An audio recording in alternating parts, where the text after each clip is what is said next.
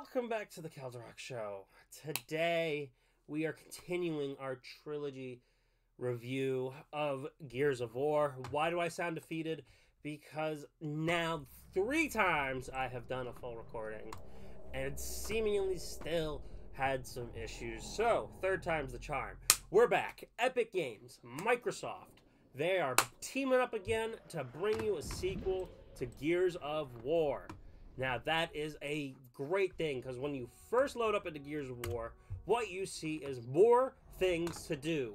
The first thing I complained about in Gears of War. You have Training Ground, you have multiplayer, you have Horde, you have solo, co-op campaign. You go into the Training Grounds, you can even see, you can make your own training, which basically means you're playing with bots.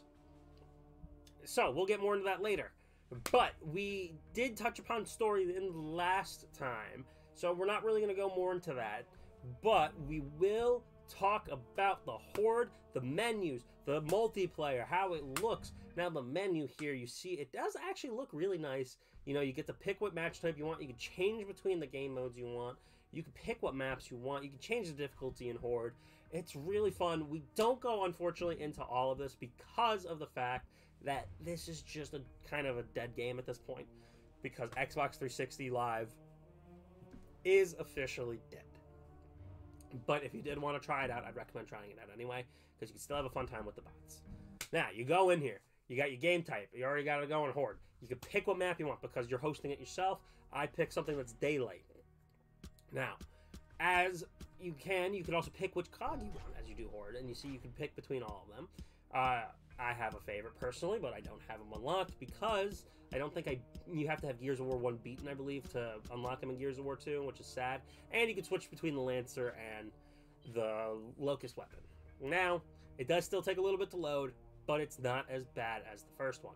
This one actually lets you load in quite quickly. You do pretty, you can get in pretty fast. So it's not the worst thing in the world. It's not the greatest thing in the world. But let's talk about gameplay again. For those who missed the first review and are joining in on the second review, I will definitely say go check out the first one. But the A button does everything. Cover, run, roll.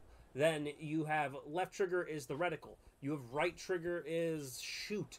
The D-pad is how you switch weapons. And that's really that's really it.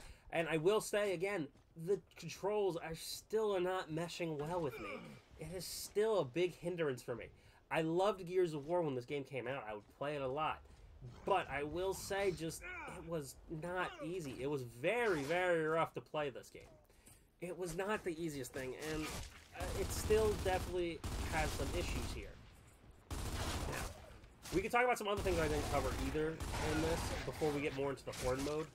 The Locust enemies. There are different Locust enemies, which is really cool. You didn't really get to see the Wretches in the first review I did. You didn't really get to talk about the Grenaders. They have their own unique ones. Like the Grenader Locusts have shots. The regular Locusts have just a little burst rifle. Now, quick tangent. You see I died. Now, one thing I want to talk about is when you want to reset, you could reset from your wave. You could reset from the beginning. You could return to live your main menu. So I just wanted to show when you went back, since the game's already loaded, you go right in. But with that being said, back to the Locust, they have really cool designs. They have really cool, unique ones. Like they have big Locusts with swords, the little ones that run fast and swing hard. The Grenaders have shotguns. Flame Grenaders use flamethrowers. The Grunts use just a little burst rifle, and that's cool. That's awesome. So that is great. And honestly, like I said, it definitely still controls hard. It's not easy. Like it's not the easiest. Now, to kind of switch gears here, though, let's switch back now. We can talk about the multiplayer. The multiplayer of this game is actually really cool. So I did want to get into just a little bit of it. We jump in, because we could play with bots. So the way this works, though, we did the main mode, where it's like you just want to kill the enemy team, and so they have no one left. Once you die, you're dead. You're out. Finito. Done.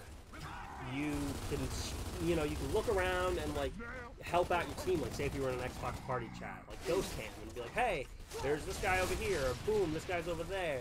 You could even just follow the guys and be like, hey, do you see that guy on your side? No, you don't see him? All right. This guy's down, he's over there. And it was really cool. Like, the camera system is very, very cool. You can even take photos. Not going to take any photos.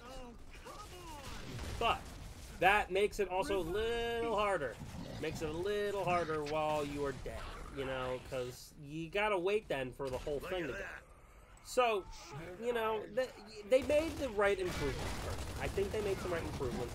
You know, give you the ability to play with bots, give you a horde mode, give you more co-op opportunities, make it so there's more things to do, like, because, again, the Xbox Live service is down for the 360, so there's not, like, you know, you can't rely on the multiplayer game here, so I have to base it off of what I can do at this time.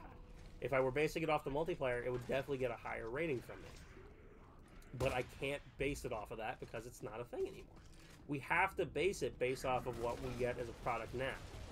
And it's sad because Gears of War, like, it was a good trilogy. I definitely have fond memories of it. But it does have a lot of issues because I would, you know, when I was younger, I can even mention this here, I would play this game a lot, but I would get frustrated and switch to Halo because it was easier to play. Like, it was definitely a lot easier to, you know, play Halo than it was Gears of War. But that's, you know, Gears of War is still a great game. It's still a great game. With that being said, I'm going to give it a 7 out of 10. Game, you know, controls are still a little wonky for me. Head-scratching moves from some of the modes and the lack of, yeah, unfortunately, not much to use still, because, like, you can battle bots as much as you want, but once that's over, oh, and as I talked, I forgot about this in, when I was talking about it in the first part, when I was recording this, not in the first Gears of War, but when I first talked about this game, the hitboxes are definitely a little wonky. Still just a little smidgen wonky, so that definitely hinders it too. Cause, like, I could be shooting and, like, it's just weird. It's very weird. Like, I put a lot of bullets in him and he's not dying, and I didn't like that. So, 7 out of 10, and we will wrap up. If you have your own thoughts, please leave them in the comments below. But we will see you in Gears of War 3, our finale.